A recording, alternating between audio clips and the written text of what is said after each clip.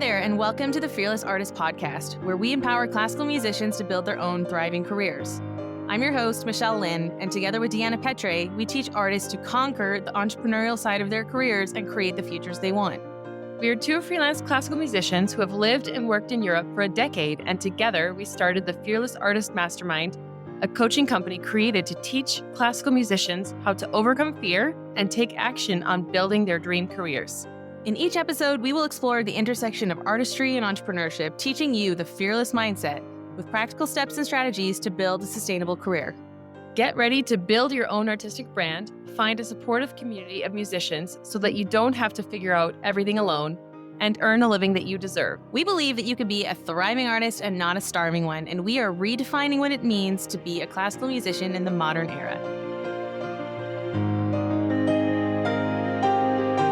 Welcome back to the Fearless Artist Podcast. I'm your host, Michelle Lynn, and today I'm really grateful to have on Jessica Phillips. Jessica, welcome to the podcast. Thank you for having me. It's so great to be here. Yes, we had the chance to meet in New York because you graciously, spontaneously agreed to meet me. I reached out to you because, among other things, you teach entrepreneurship at Juilliard. You're also with a clarinettist with the Met Orchestra. I'd love for you to introduce yourself to the audience, and we'll start from there.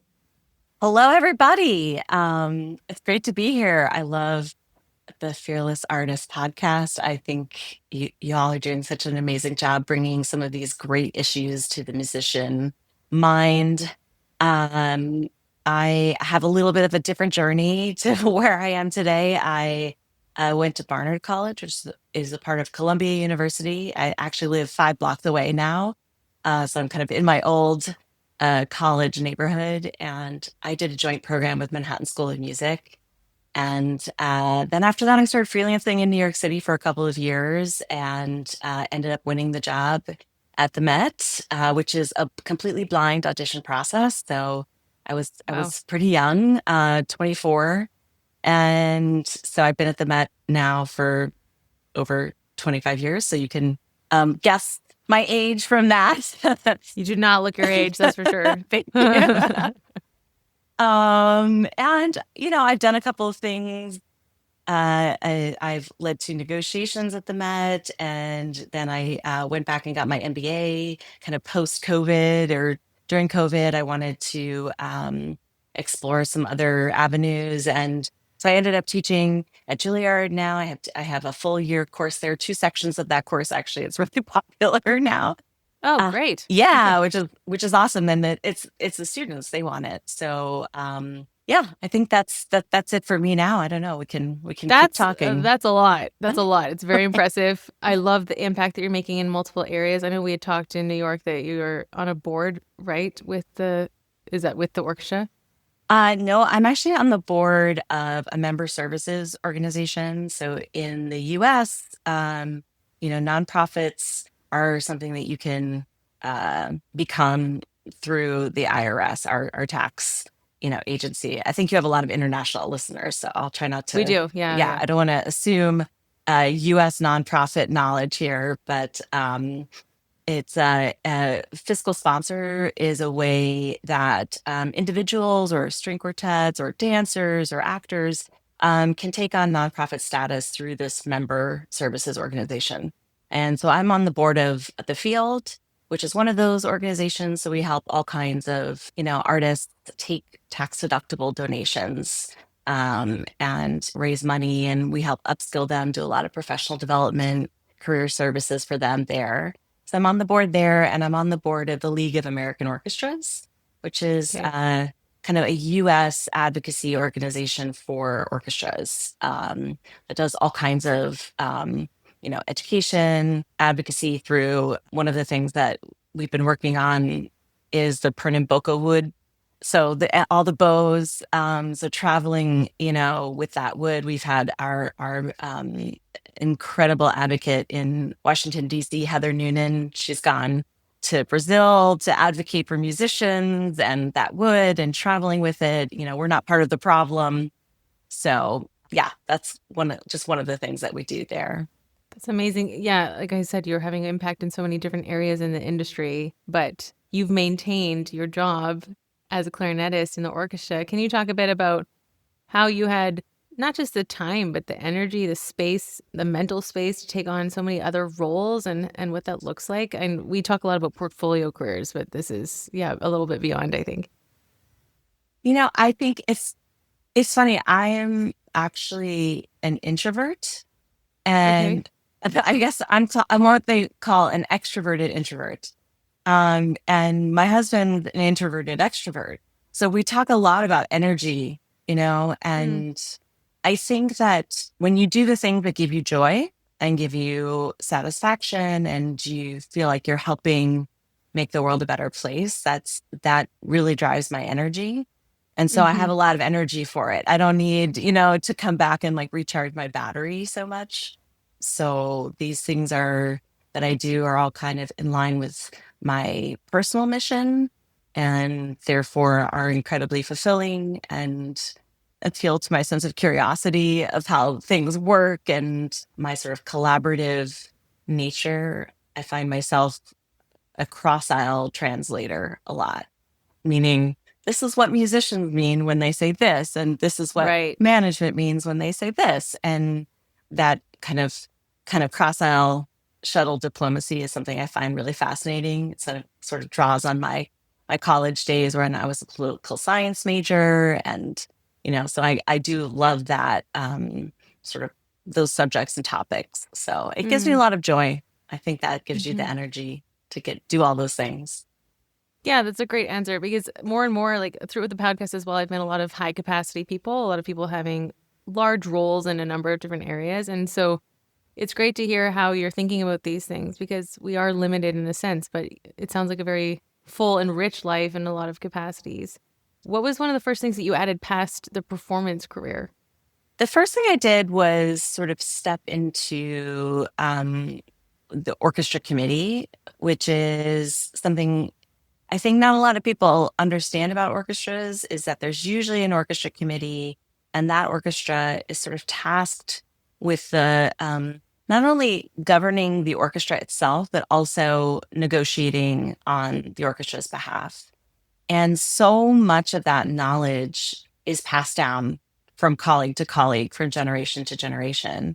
So I joined and learned a ton about, labor law and, bylaws and, our orchestra and the history of our negotiations and our contracts for a couple of years. And then I sort of got thrust into the role of the chair. So at the last minute, which, is a whole other story, but I don't think I ever would have thought of myself in that way, but there just was nobody else there to do it at the time. So I took that on, and it was the first negotiation that I did was extremely contentious at the Met. And then the second one in 2018 was collaborative. We did a lot of interest based bargaining, which is sort of a methodology, a lot of transparency and collaboration to get to that second negotiation, which kind of made me interested in negotiation tactics. And, so then I went to Harvard to learn more about negotiation processes and just kind of, I think one of my personality traits is just like lifelong learning. So if I don't know Mm, something, I want to like know more about it. So I really spent a lot of time I had all of these instincts as a leader, but I didn't know why. And so mm, I kind of went back to school, got these certificates and my MBA in arts innovation and entrepreneurship. And that sort of gave me all the theory behind my instincts as a leader for both failures and successes. So wow. it was a really interesting time. I think it made me feel more confident as a teacher too, Mm, mm-hmm. because when I came out into the industry, the landscape is very different than what my students who are graduate students now are facing. So I really wanted to understand the foundational frameworks of business to teach them rather than like, here's what you have to do, this like kind of prescriptive attitude, I think that I got when I was coming out of school. And so I Oh, want to interesting. equip them with tools, I don't want them to be like, we do a negotiation simulation, we do all kinds of things in my class, but it's all experiential learning, which sort of is the theory of adult learning, is that you really need to do it. You need to do it to learn Right. it. And so that's my focus in my teaching, but I kind of got that in my own learning after I kind of left the committee role in the orchestra. So that was sort of my mind journey there. Yeah, no, it's amazing. There's so many elements here that I'd like to unpack. What's something that you learned about negotiation? You said you did an MBA at Harvard, right? Oh, I know I That, did my MBA at the Global Leaders Institute, oh, right. which Okay. is Yeah. really arts specific. Harvard has Harvard Kennedy School, Harvard Law School, and Harvard Business School all offer, like certificates in specific learning modules. So Yeah. 3 at Harvard Law School on negotiation. Okay. Okay. Amazing. Actually, I was just looking up the Harvard Business School one on entrepreneurship 2 days ago because Hmm. somebody in our community is interested in that. So I knew about that. So coming back to the negotiations, what was something that you learned that you thought every musician needs to know this, but we don't receive this training? You can get this in Getting to Yes, the book, the kind of seminal work by Roger Fisher and William Ury. But musicians tend to think in positions, and they call that positional bargaining. And the kind of the thought of instead thinking about interests is a way to bargain and think about getting away from the scarcity mindset that I think we all have in the nonprofits and the arts, at least in this country, and thinking about how we can work together to actually make the pie bigger, make Oh, that's value. good. Yeah. So that is something I really wish every musician understood, because the theory, and I could go into it, but the theory is that over time collaborative negotiations create more value for everyone. So I think we tend to get this really contentious negotiation atmosphere in many orchestras in this country, and it just doesn't serve any side in the long run. So That's amazing. So when you yeah. say positional, that's really like us versus them, that kind of positioning. Yeah, exactly. And an interest is like, we want a wage increase. We want to attract and retain the best musicians, to our orchestra. That might take the form of, several different kinds of things. Whereas a position might be like, we need to get, 15% wage Mm, increase, and we are not willing to talk about anything else. And so that's a position instead of an interest in getting that 15%, but how is the organization going to do that? And how can they do that? Sometimes what I experienced in 2018, for example, is that healthcare is very expensive in this country. And so by taking on a small percentage of the healthcare costs for each musician, that saved the Met an outsized amount of value. And so that's an example of just creating a tremendous amount of value without us, the musicians, giving up something tit for tat, kind of. mm, What stops musicians from thinking in this bigger picture, make the pie bigger, and keeps us stuck in this, as you say, scarcity mindset? I think that these stories, these sort of entrenched systems, if you will, power hierarchies, they're very sticky. They linger on. You said, us versus them. Those kinds of things linger and become part of the collective, mind meld, because we tell them as stories and we Mm, accept them as true. And that emotional reaction to stories is something we know scientifically, like that, when I tell you a story, we're neurally coupled, we're entrained, our brains are, lighting up in the same way. And so that's kind of the science of the stickiness. And so, conservatories, higher music, elite music education across this country, we stand on the shoulders of tradition, and there's a lot of fear about innovating. We mm, don't want to alienate our traditions. So we keep telling the same stories and they're very sticky. So I think we don't teach musicians that this is something they need to know. We just say, go to the practice room and practice, 10,000 hours, which has been debunked, and you'll be fine. You'll be great. And the reality is that most musicians do need to become entrepreneurs or solopreneurs or entrepreneurs, whatever you want to call it, that at some point in their life, they need to have business skills. They need to know how to negotiate. They need to know how to collaborate. They need group dynamic theory. They need to know how to work with other people. And that's not really something we teach in conservatories and higher music education. I think it's changing. I hope it's changing. I know you're part of that change. Yeah, exactly. Which is why I was thrilled to learn about your curriculum that you had shared with me. Going back to what you shared about you were kind of taught a formula and instead you're giving your students tools or business foundations. Can you talk about the contrast between maybe also what I learned in school versus what you're now carrying into the next generation of musicians? Yeah. I was very lucky. I mean, I think anybody who wants to pursue art is lucky. They're privileged in some way. Somebody has helped them get there, right? They have a network and they have a support system. And all of my early work was through somebody who my teacher had a connection to. Said, "Oh, she's good." They spoke for me, and so that's what I call relational capital. Somebody said, "Oh, she can do it. She's learning, but give her a shot."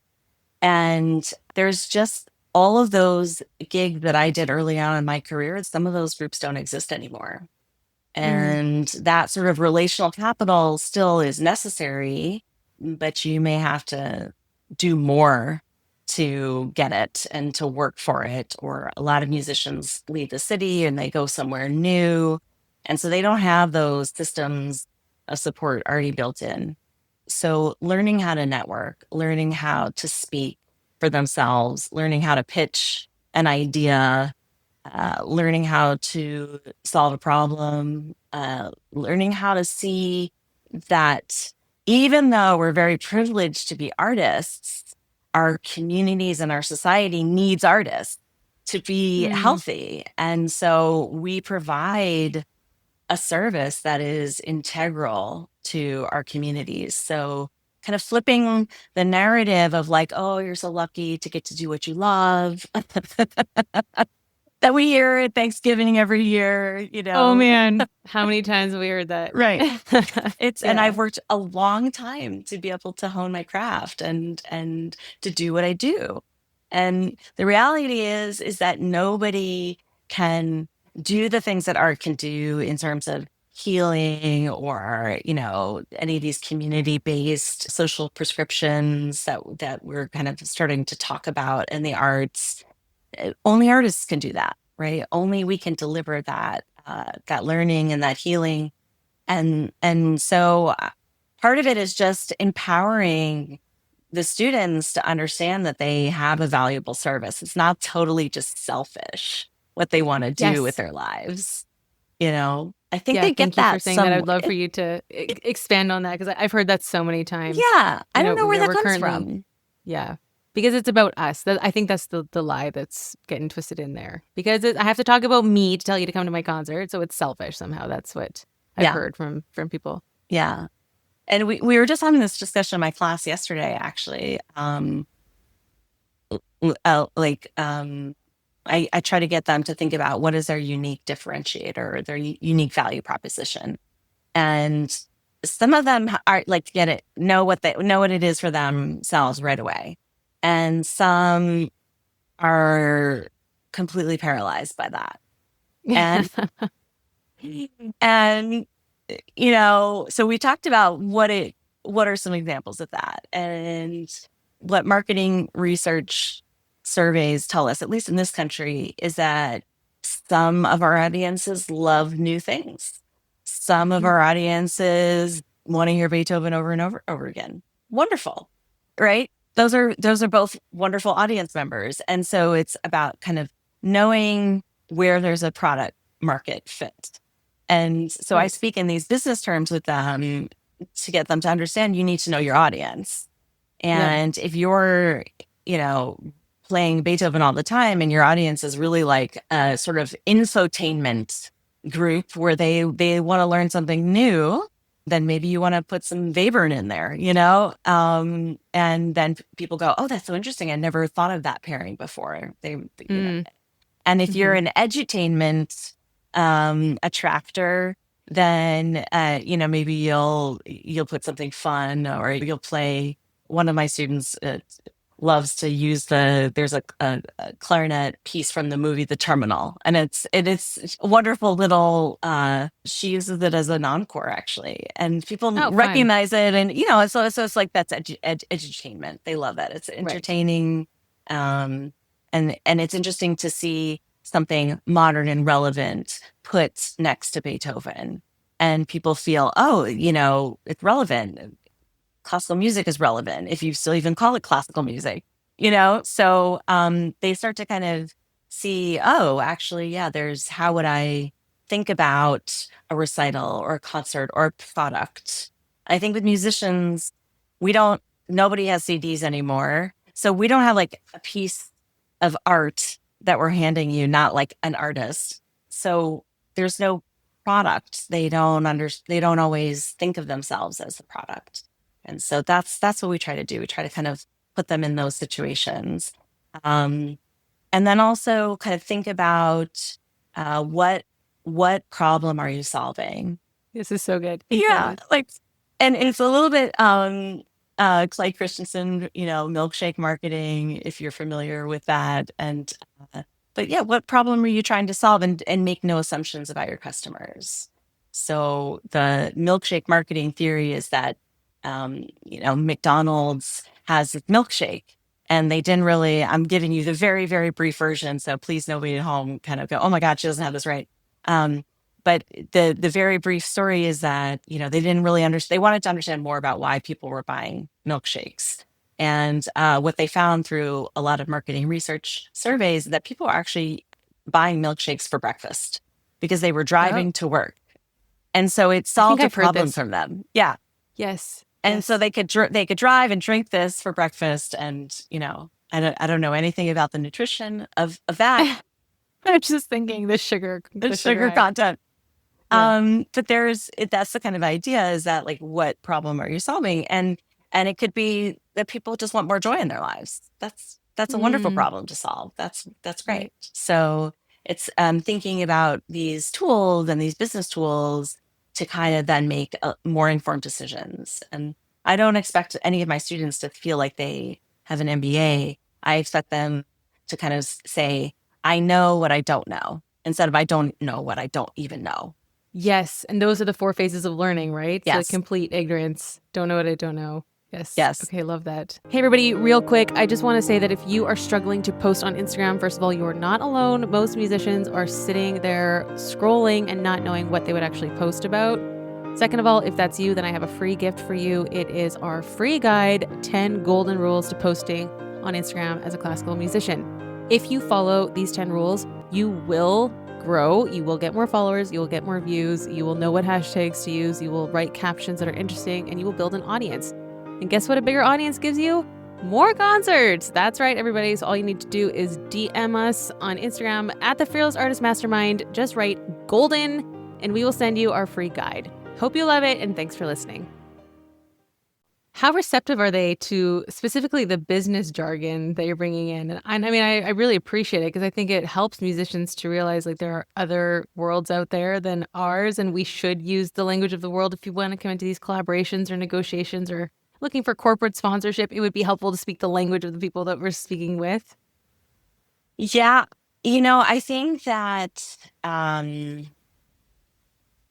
the feedback that the students have for me, and I stay in touch with a lot of my students. Like, I've been teaching for 5 years now, and a lot of them say, oh, I got this job, and can you help me look at this contract, and how should I do this? And I always tell them, once you've been in my class and you've had to listen to me talk for as long as you all have had to listen to me talk, you are part of my family, and whatever you Aw. need, email me. And so a lot of them do. And at different points in their life and their career trajectory, certain things start to make sense for them. And that's great. That's really what I want them to know is like, oh, I don't know enough about this contract. I need to get a lawyer or I should get some advice on this. Like, not being afraid to ask for help is super important. Like, because I think, and I say that, I don't say failure because like the first assignment they do in my class is talk about a time where they had success or achievement or failure, you know, and they realize right away that their failures are a lot more interesting than their successes and taught them Oh, much wow. more. Yeah. So that the idea that this is an experimental lab, an incubator, you know, that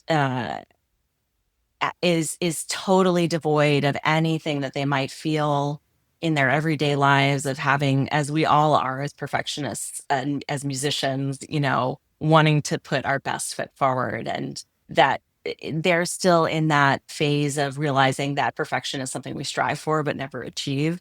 And so it's like Mm, giving them permission, like we're gonna play and have fun and do different things, and you're not gonna have these skills necessarily. I find that instrumentalists are very, for the most part, not very interested in talking. And so there are no okay. papers in my class. I don't have time to read any of them anyway, but there are no papers in my class because I really want them to talk. That's the outcome I want for them, is to be able to speak, to advocate for themselves, for the art, Yes. for the industry, and to be able you know, speak in that way, I think is really important. And that's the kind of the feedback that I get, is that they have a different confidence leaving than they had coming in. And I think also I see each class get really tight and very psychologically safe. And so it's a place where they can Oh, yeah. talk about all of these things that are like, yeah, why is it done that way? You know, so they can Hmm. kind of start to play around with innovation in a way that they can't really do anywhere else. Yeah, that's amazing. I love that. And we also see that in our groups, people get, once there's safety in the room, then people can really be vulnerable and share and learn from one another. I love the environment you're creating. Can you talk about the negotiation simulations and how you set those up?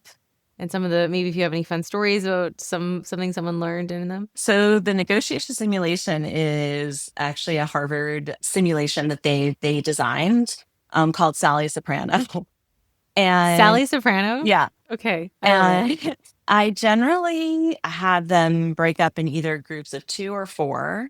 And so there's Sally Soprano and her manager, and then the lyric opera theater.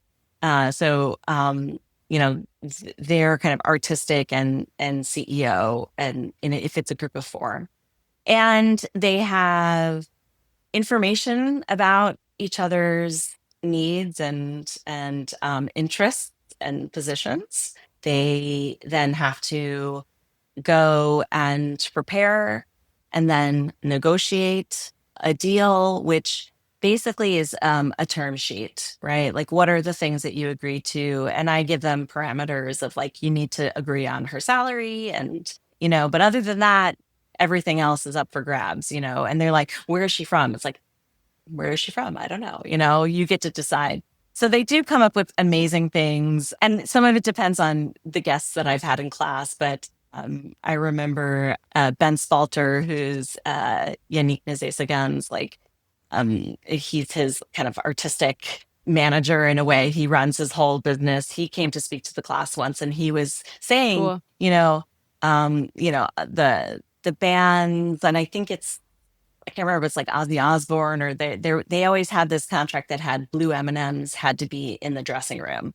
And he said to them, you know, it's not because they need blue M&Ms in the dressing room. It's because they want to make sure that the presenter is reading the contract and that Yeah. all their needs will be met.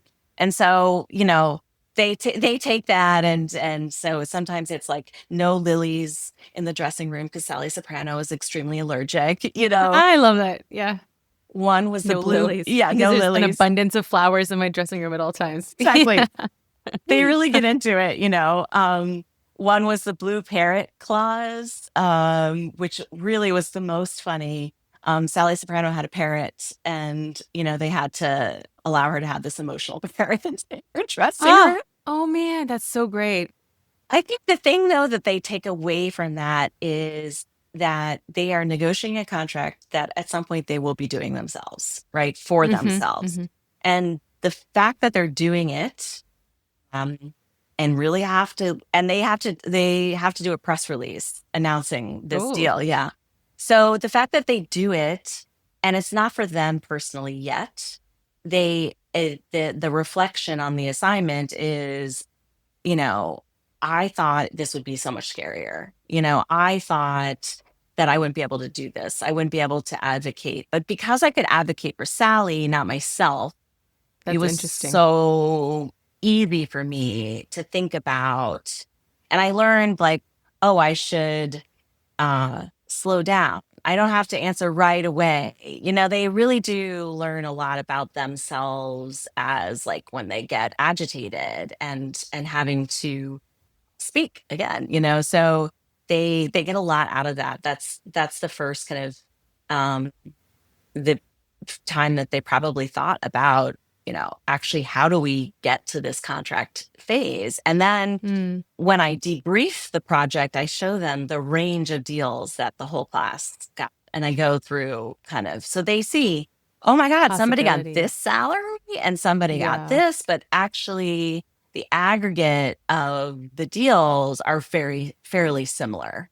There are Mm, a few outliers here and there, but the way people go about thinking about value is how they interpreted Sally's or the lyric opera's needs and their value needs. So this is interest. fascinating. Mm. So interesting. Be able to see also the possibilities of what other people could have thought of to negotiate.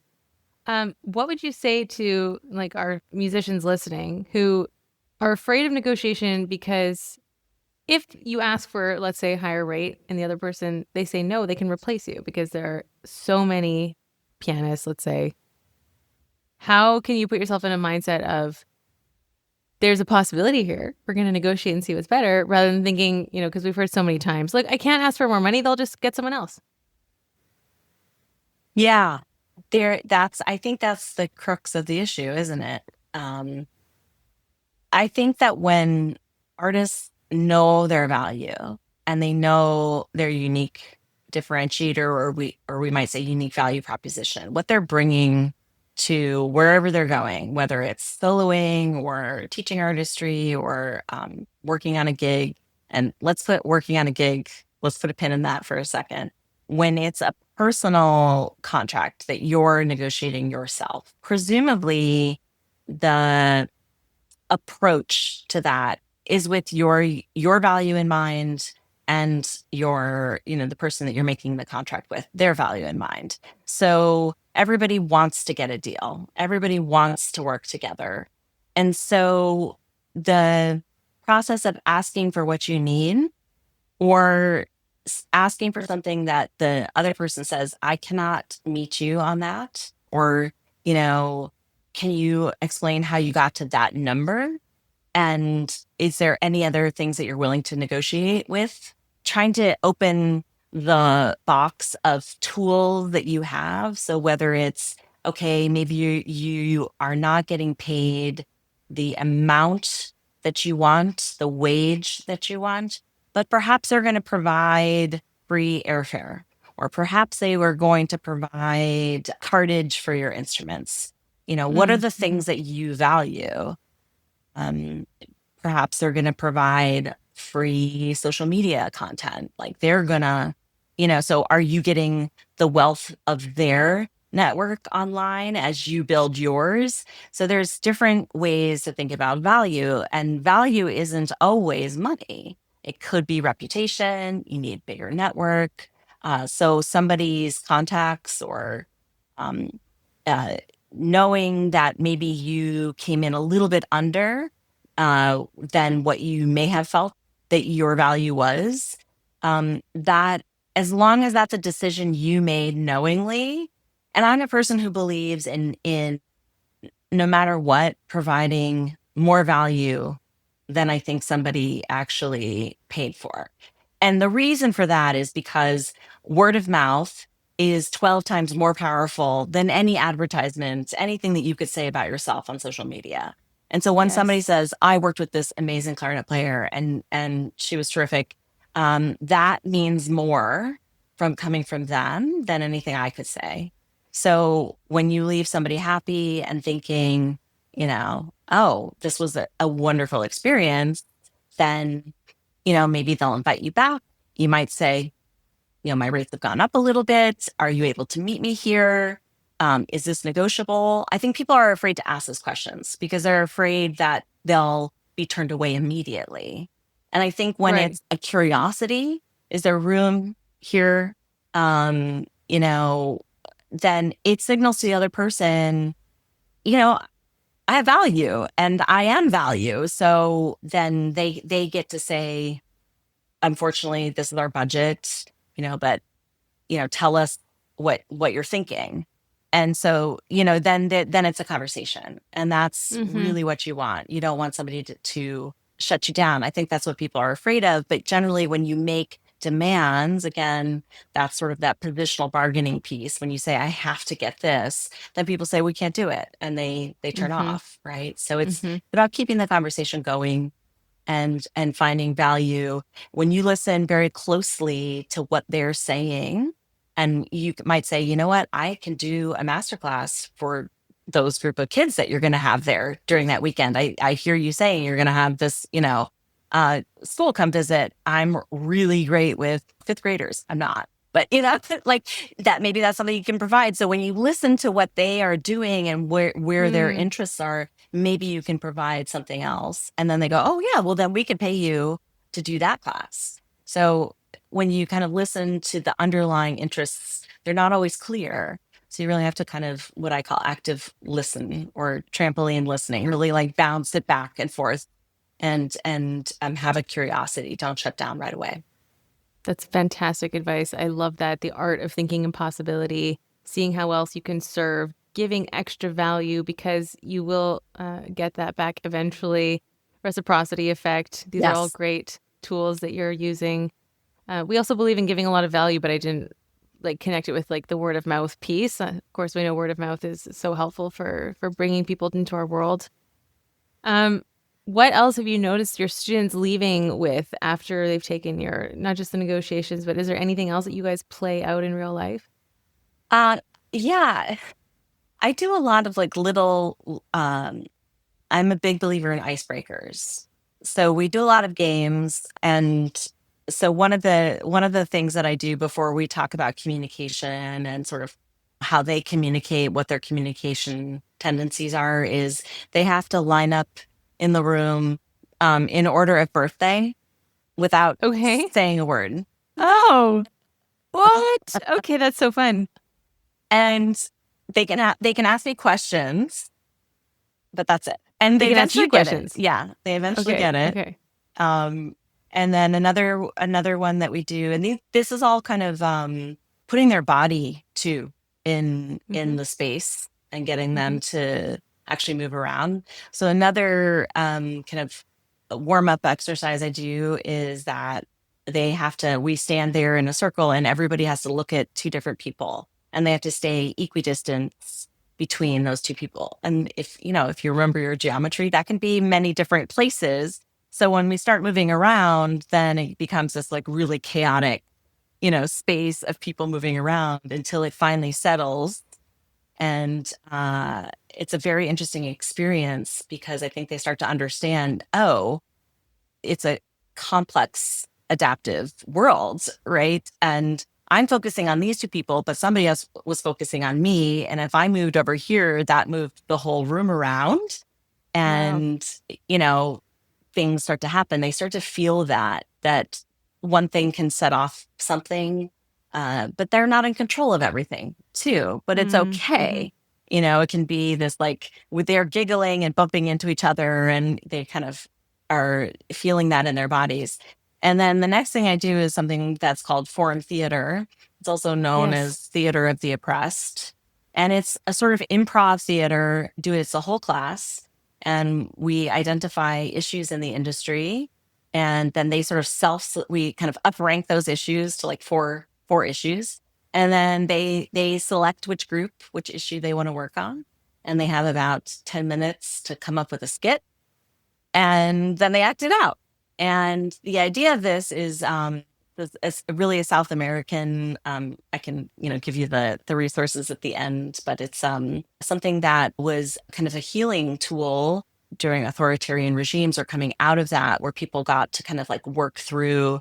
So it's kind of a democratic way of giving everybody a voice, and also thinking about interventions into the system. So they've already had all of these complex systems, and they see that these happen. And foreign theater is about really empowering them. So they come up with this skit, they act out the skit in front of the class. They feel so silly doing it, and it's really fun. I think they start to get comfortable. They're in a safe space. Then what happens is the people who are watching, they're called spectators. So they're spectating, but then somebody can tap in and they restart the skit, and this person is supposed to intervene in the system. And they're supposed to actually, do something that can be helpful. And it usually works. Sometimes they don't know, right? These are problems that are so entrenched in the industry that they're not thinking. So I do it later on in the semester when they're already starting. We've done a design thinking sprint in one class where they need to seek wild and unusual ideas and strive for quantity, nothing, say no to nothing, so that they can be really kind of ridiculous. And the idea is that they're seeing that they can intervene in the system, and that in doing so, they're empowering themselves in that process. So then we take those problems, and then we start to actually work on them as of the final project for the last month of the class. It's incredible that you're using creative play to teach these really valuable, important lessons. Like, I think that geometry exercise is also just teaching empathy, because they have to think about other people and how they might be feeling in that moment, having to move around.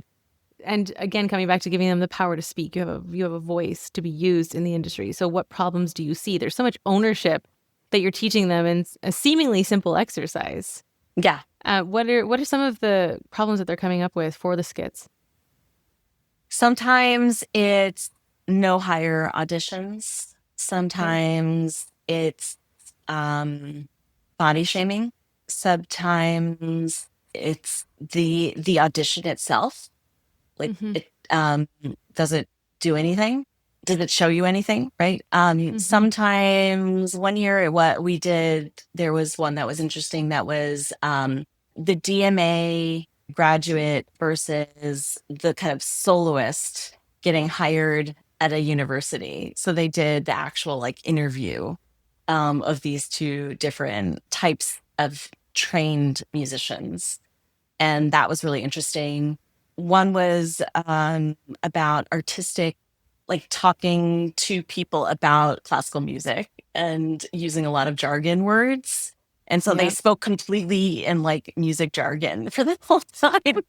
And people were like, so they acted that out. And it's supposed to be like, when you read the theory of this, and it's supposed to be a bit over the top, it's supposed to be a bit overemphasized. Exaggerated. Thank you. Yes. So that it is supposed to kind of feel so ridiculous that then some small intervention can kind of bring the level down.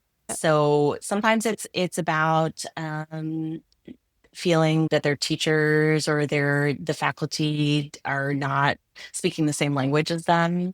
So, but they feel safe enough to do that in the room at this point. So, and then that can morph into, for example, is the Master of Music degree, what we call it here in the US, or Bachelor of Art, is that degree transferable? Can they go on and do something else, even with that degree? And are they a failure if they do? And oh boy, a lot of times, the one really interesting one, they were like convinced the degree was just a piece of worthless garbage. And by the end, they were like, "Did you know we had a career services office here? And you can go." And they, understood absolutely this degree is transferable to anything that you do. In fact, the World Economic Forum just said, like, all of the skill that employers want to see in 2030, you're getting them all in music education. So Wow. yeah, they kind of, sometimes their minds are really changed because they go through that process. So they have to interview some stakeholders. I connect them with people in the industry. Um, I'm thinking about trying to actually make it even more where they get a mentor through this month who is not just a stakeholder, but can help them really pass some ideas around. But the thing that's really great about doing the foreign theater and acting first is they get to play around with the problems. And sometimes they don't like that problem. We're working on it. So I always have them self-select into their final project. And Okay. so that, because then they'll work for it and Mm. they're Hmm. accountable to each other. So we give them, they do, a strengths assessment at the beginning of the semester and a conflicts assessment and a communication assessment. So we give all that information back to them once they form these groups so that they can really think about the group dynamics and then how they show up in that group. And, but the understanding is that everybody cares about that issue and everybody Hmm. wants to see some sort of resolution or some sort of change. And so they're all on the same page of trying to get to that. And that's what makes it a really powerful project for them. It's incredible how many skills and tools you're giving them in these open environments within the classroom. I'm hearing so many possibilities and thinking, oh yeah, this is so great for when they'll be in that situation later, that you've taught them, not just given them the information or told them this is how it works or from your own experience and authority, but you're letting them learn. And that's just incredible. If you had to choose one thing that these kids know finishing your class that you wish your colleagues knew, do you know what that would be? Oh, I think that it would be, and this is from my perspective in the orchestra world, the idea is like you get a job and you get tenure and you're set for life. And for a lot of musicians, that's not enough. They get to, I get so much joy from performing and every time I perform, I also need to use the other parts of my brain too. And so it's never too late to keep upskilling yourself, to keep thinking about what lights me up, where is my energy, what brings me joy. A person I routinely bring into my class is a colleague of mine who's a violist in the orchestra, Zoe Martin Doike, and she went to go get her accounting certificate or like degree during COVID, and she still does do like tax prep and helps musicians. And I love bringing her in because she's a musician who understands the accounting live that God musicians bless have to. her. Yeah, exactly. Yeah, exactly. We And so need more of her. exactly, like you can always keep upskilling. Like it's never over, right?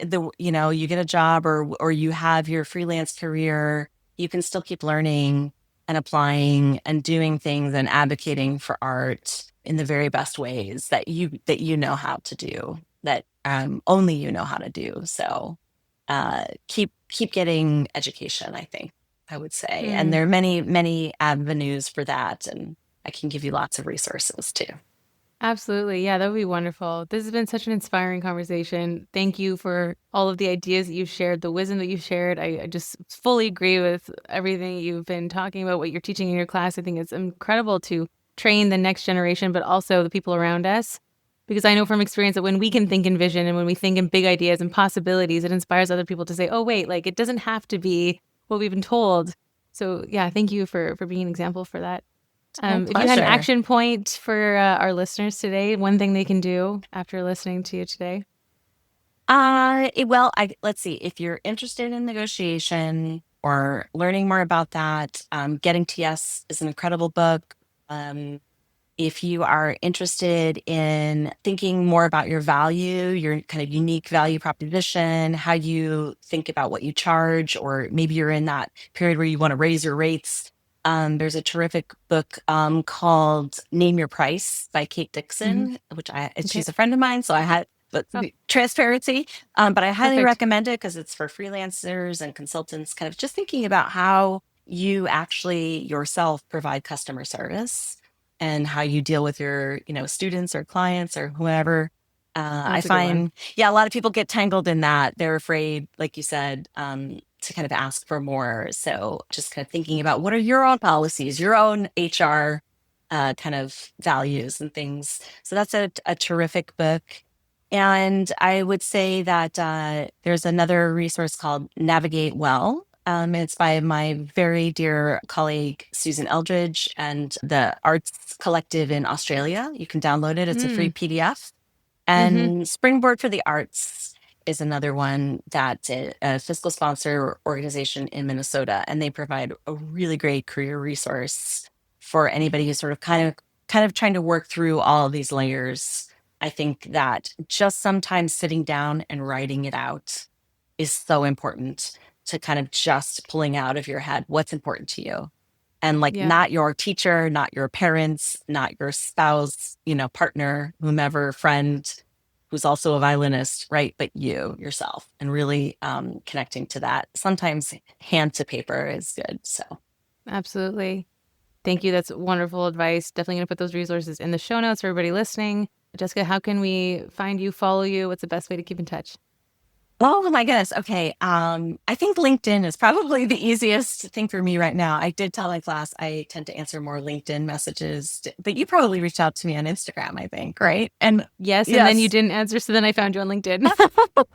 And then you answered immediately. And I was so grateful because, I just cold wrote you and I was like, she's never going to have time to meet. And then it was just such a wonderful conversation that we had. It was a fun snowy day, wasn't it? I really remember it. LinkedIn is probably the place where I do answer those messages, because I love, when people say write and have an ask, then I answer there. I am on Instagram. I think I'm Jessica Phillips Clarinet on Instagram. I really had to go off Instagram to get my MBA complete. But I am on LinkedIn. That's the place to find me, and we can put that in the show notes as well. And I'm also at jessicaphillipsclary.net. That's my website. Yes, I know. How cheeky. And you can contact me through my website too. Perfect. Thank you so much for your time today. Thank you for having me. This has been so much fun. Okay, everybody, make sure you share this to your stories and go check out Jessica's LinkedIn, and we'll see you in the next episode. Be fearless. Thank you for listening to the Fearless Artist podcast. If you found today's episode inspiring, hit that subscribe button and don't forget to share this podcast with a friend. To join our membership or one of our coaching programs, visit our website at thefearlessartistmastermind.com. This episode was produced by Pokey Huang at phMediaStudios in New York City. We're Deanna and Michelle, encouraging you to create your own opportunities and to go after what you want. You have what it takes to build the career of your dreams. Until next time, be fearless.